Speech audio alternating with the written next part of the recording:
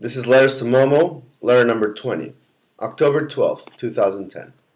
My dearest brother Momo, I'm going to share with you a recent reflection of mine that came to me as I thought about my different emotional states during these last few days. Basically, my realization is that I am addicted to adrenaline, to existential adrenaline, to the existential high. How do I get it? I can find it in too many ways.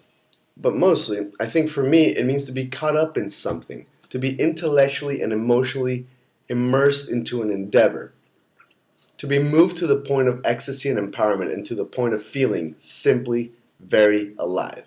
Now, this is a state I have been harvesting for many years, and I only now have come to terms with the acceptance and realization that it has been the motor that drives many of my initiatives, both productive and not.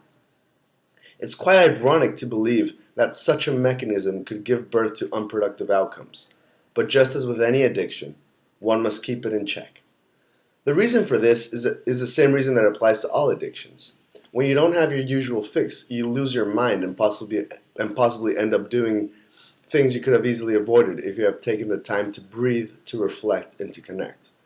So in practical terms, and for the first time in my life, I am not surrounded by an existential, all too thrilling, and awe-inspiring environment. I have a pretty okay life in general terms, but nothing to scream at the top of my lungs about, nothing incredible as it has been in the past. This is something new that I needed to experiment and live.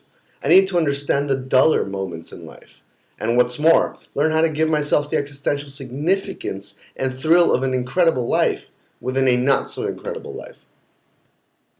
I must then become my own unremitting source of existential significance. Because my life now is more okay than it is incredible, I get bored and miss the adrenaline rush. That feeling of riding the existential wave so high and so fast that a constant smile is the only thing I can manage to wear. What I realized, and where I have to be cautious, is to understand what happens when I get bored. What do I do to get that extra adrenaline fix in order to feel more alive? I end up creating situations, events, things in my mind that are so complex and downright irksome that they compel me to think, to feel, to get overly agitated, to sink down and jump up. In short, they force me to recreate the battlefront of those existentially thrilling moments. The only catch is that these things I create are not always positive.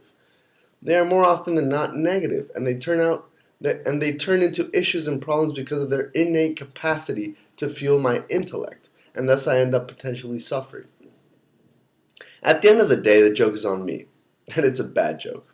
A joke that could easily be avoided if I simply breathe, reflect, connect, and realize that what I am seeking for, I can easily give myself from the inside out. So this is where I open the conversation up to illuminate your current context.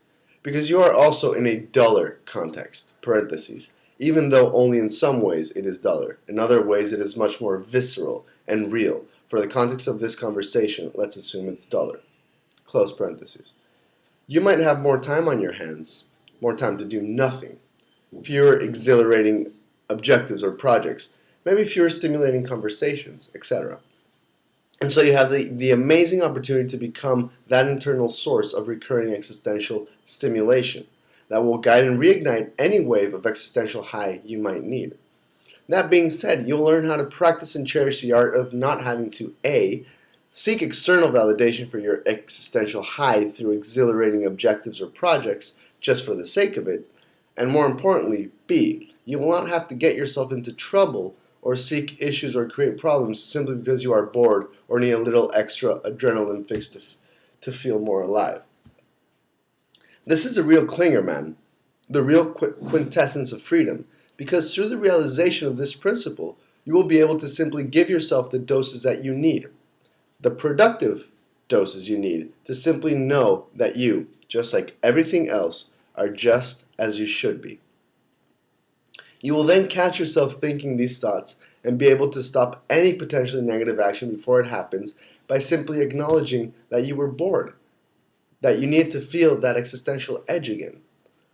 This is a battle for me, my brother, and I extend its acknowledgement to you so that you may choose again.